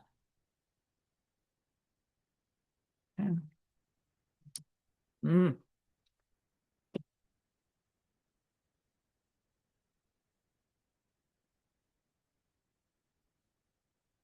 Geshe gave us a Dharma guarantee. He called it that. But he didn't put a time frame. He was wise. If we practice even a little of these teachings of this chapter, the chapter on not getting angry, sincerely and conscientiously, we will meet less bad people, fewer and fewer lousy, annoying, irritating people, because our karma to see them will be being used up. Right? We're not reacting to them in the same old ways. We're not being them to others in the same old way. Right? So we can't not yell back at the boss and then go home and yell at the dog and expect the boss to stop yelling at us. Right? We have to also change our initiating behavior towards others. If I take my anger, I don't act from my anger at work, but I take it home and I act from it at home. I'm perpetuating anger at work. Maybe working with the anger at work is too hard, too vulnerable, too dangerous. Maybe working with the anger at home is even worse.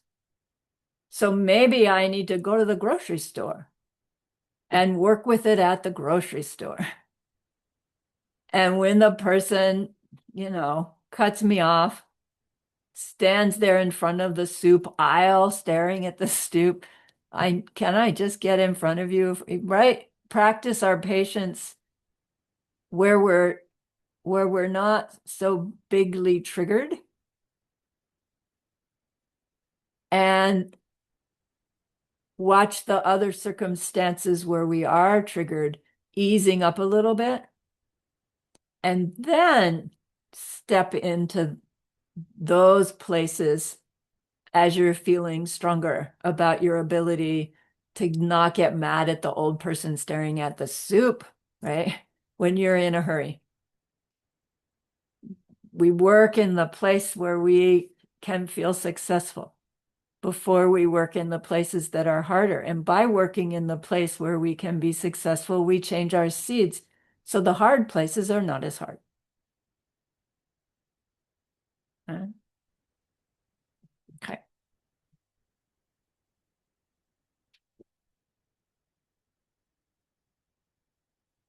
All right, we're not done yet.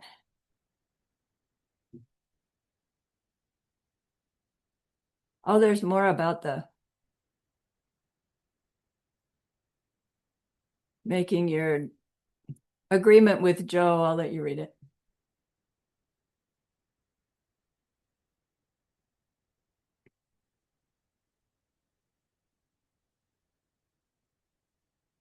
So this is why the Able One described the field of living beings and the field of the victorious.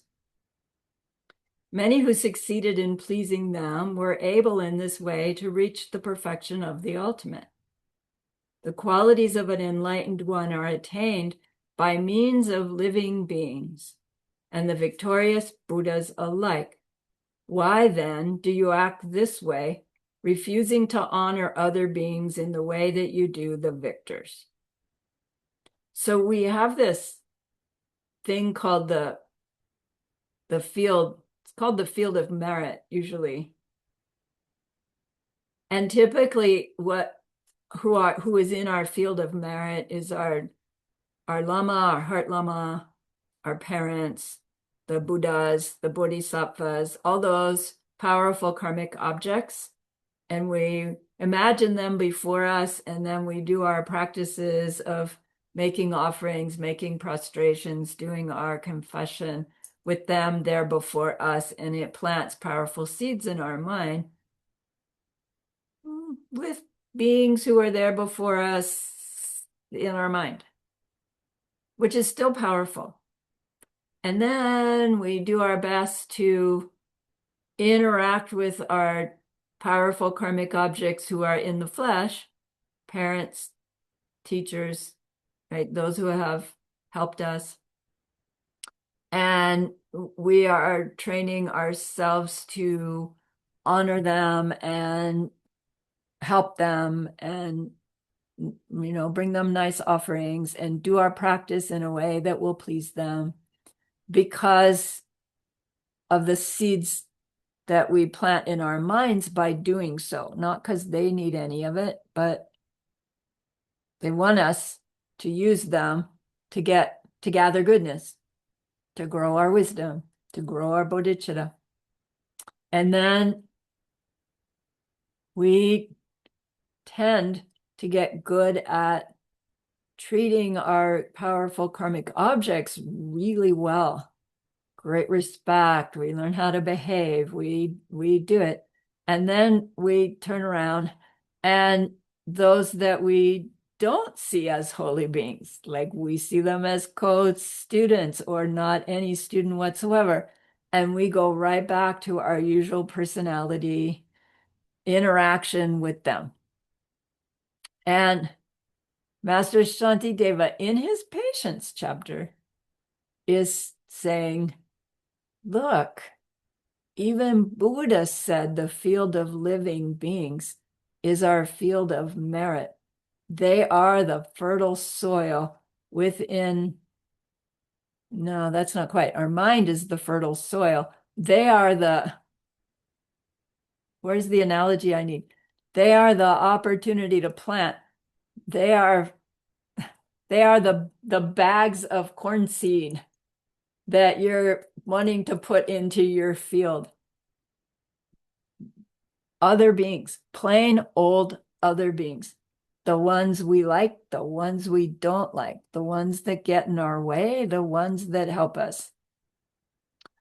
We're with so many other beings so much more than we are with our precious holy lamas or our deity on our cushion time, that to treat our high holy beings differently than our ordinary beings is karmically nuts. Master Shantideva is pointing out. Humanly, it's obvious. They're ordinary like me, right? They have mental afflictions like me. My Holy Lama, doesn't. They're so amazing. I want to be like them. Of course, we're going to treat the Holy Lama differently than our fellow people. And Master Shantideva says, big mistake. Buddha said that's a big mistake. Because what seeds are we planting? Even if it's just volume related, there are so many more ordinary beings that we interact with, every one of which is an opportunity to treat with respect and kindness and concern and care, just like we do our holy lamas. Like, how many ordinary being kindnesses does it take to equal one kindness towards our lama and equal one kindness towards a Buddha?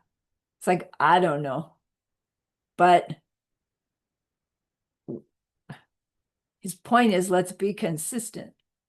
If you would never get angry with your holy heart teacher, or never act from your anger towards your holy heart teacher, why would we justify getting angry with the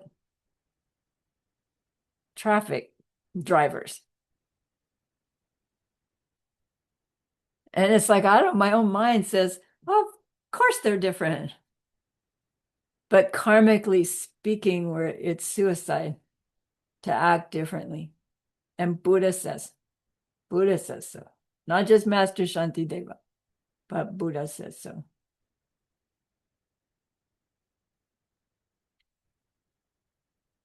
Let me see if we're almost done here, I think. I hope. It's end of class.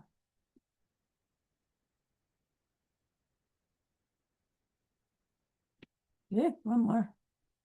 Moreover, what better method could there be to repay the kindness of those who act unimpelled as closest friends and help to an infinite degree than to please all living beings?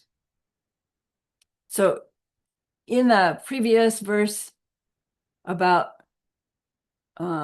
treating our others with the same kind of respect and care and concern as we do our holy beings. Sorry, I lost my train of thought.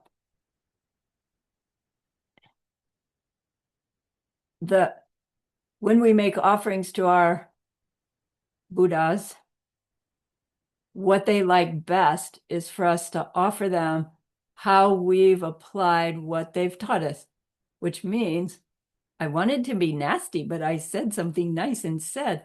And they go, wow, you're amazing, right? Better than all the chocolate in the world. Here he's saying it.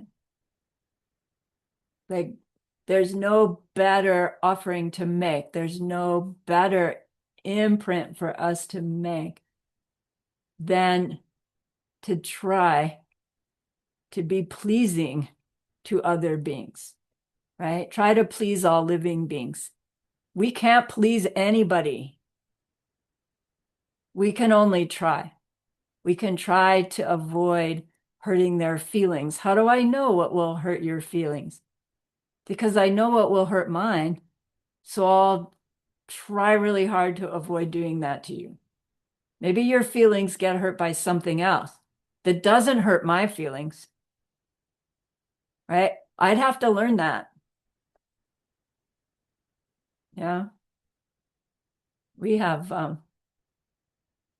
people at Diamond Mountain that were New Yorkers.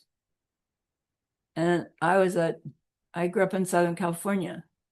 So I don't know. I was supposed to be laid back and kind of fluffy and sensitive, in New York, right? And I just found those personalities just harsh and abrasive and scary. And it's like, when I got to know them better, it's like, no, they're loving and they're kind, and it just comes across in a really weird way. But once I knew that, I quit wanting to run away because I found them to be scary. Then it was just like, I don't know, I want to say that's the way they were. That's, and do you see? So I had to figure that out in order to figure out how to interact with them so I wouldn't insult them, or like I avoided them. I was hurting their feelings because I was avoiding them because I found them unpleasant and scary until I figured it out. You know, they were yelling at me because they liked me. Nobody in my world does that except them. But now I know. Do you see? So it's not a given that this hurts somebody's feelings, but we know by way of us. We know by way of us what triggers anger. So don't do that to other people. Carefully. That's what this chapter is all about. It's talking directly about our response. And we want to take it the next step. Where are we doing that to someone else? Just stop. All right, I think you have everything you need for your homework. I did not give you the Tibetan, but you'll have it. So remember that person we wanted to be able to help. Again, another really powerful class to help us see how to help them.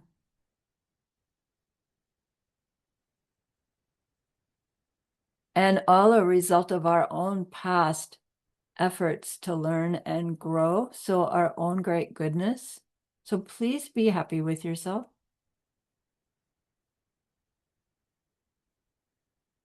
And think of this goodness like a beautiful glowing gemstone you can hold in your hands. Recall your own precious holy being. See how happy they are with you.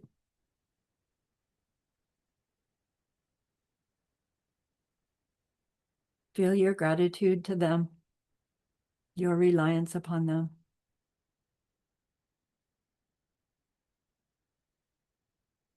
Ask them to please stay close, to continue to help you and guide you. Specifically ask them to help you grow new habits related to those angry situations. And then offer them this gemstone of goodness. See them accept it and bless it. And they carry it with them right back into your heart. See them there, feel them there. Their love, their compassion, their wisdom. It feels so good, we want to keep it forever. And so we know to share it by the power of the goodness that we've just done. May all beings complete the collection of merit and wisdom, and thus gain the two ultimate bodies that merit and wisdom may. So use those 3 long exhales to share this goodness with that one person, to share it with everyone you love, to share it with every existing being everywhere, everywhere, everywhere. See them all filled with loving kindness, filled with patience towards their anger, their hurts, filled with wisdom. And may it be so.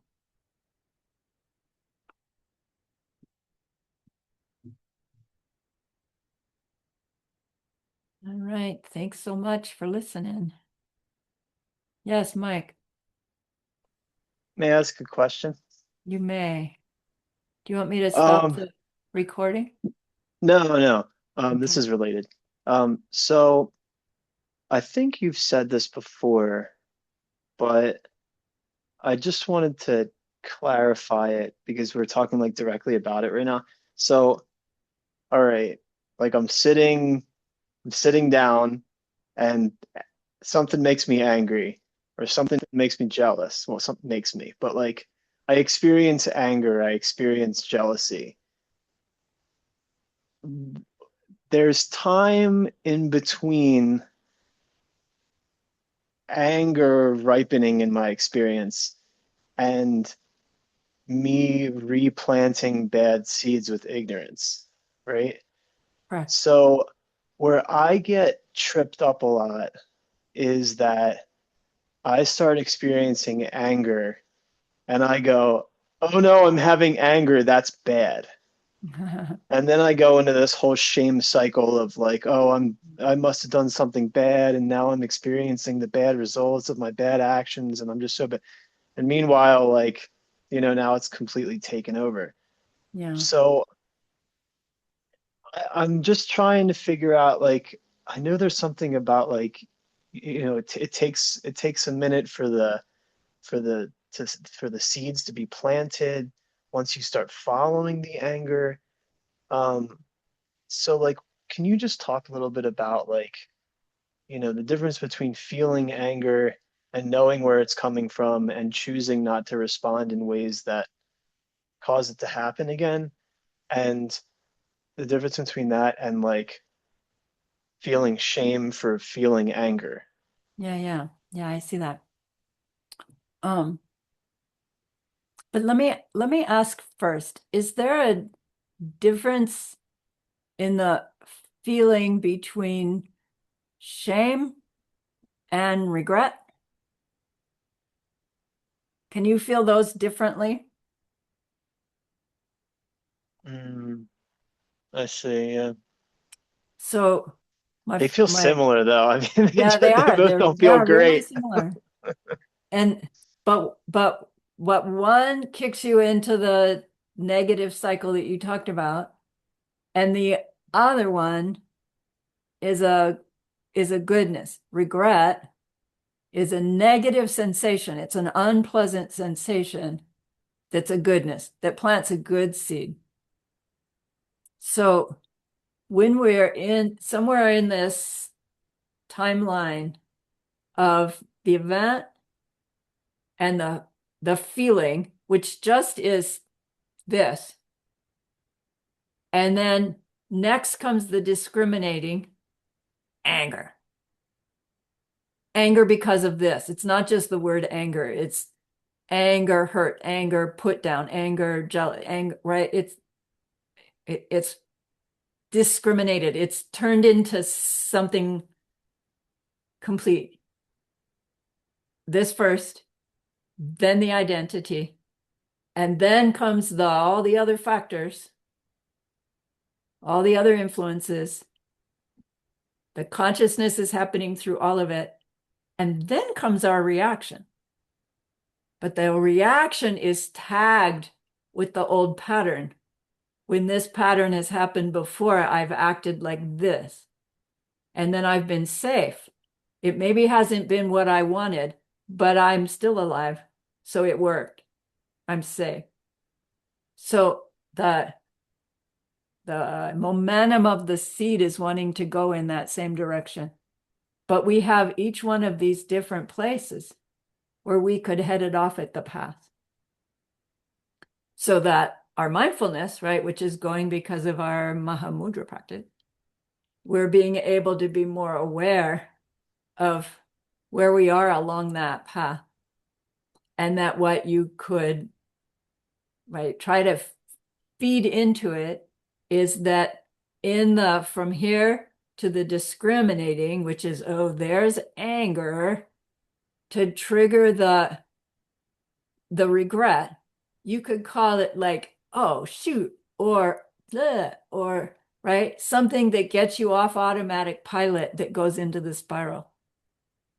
That is, take this discriminating that also causes a thumbs up or a thumbs down and turn it into a thumbs up, which is regret. Nuts. There's the pattern again. Nuts, right? That's regret. And it's a positive thing. So then from there, you can go, wow, I noticed it. I changed my reaction. Yay. Right? And then you're distracted from the old pattern. But then we need something that will end up with you in the safe space that you got from the old pattern.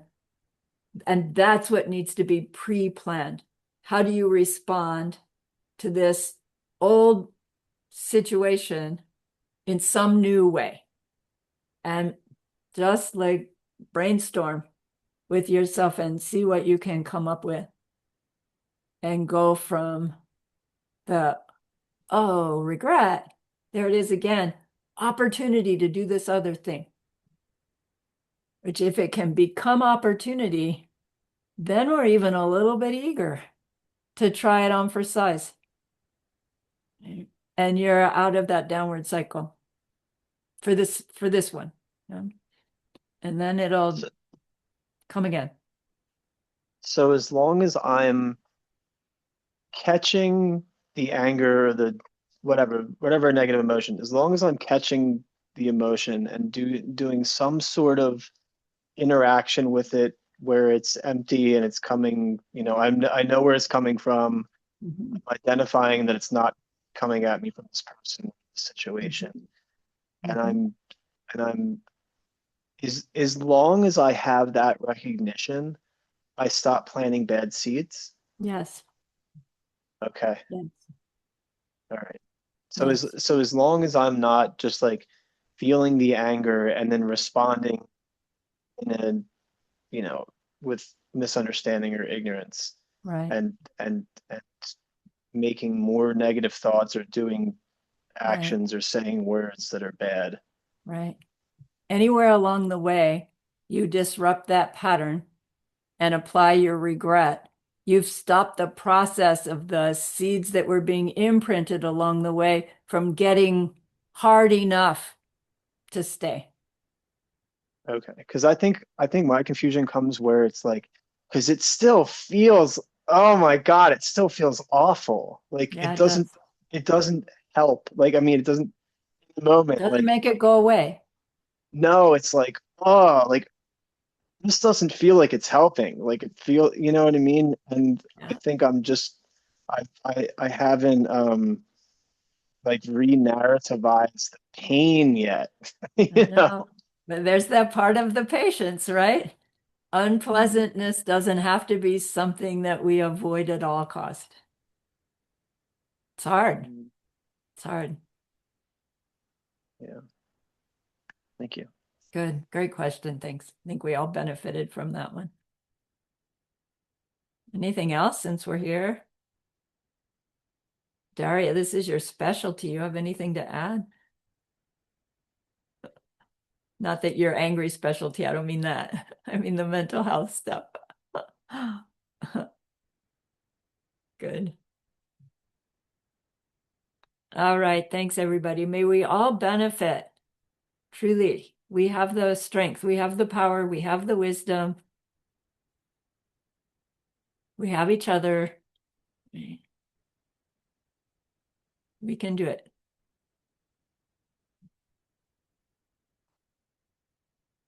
All right. I'm quitting.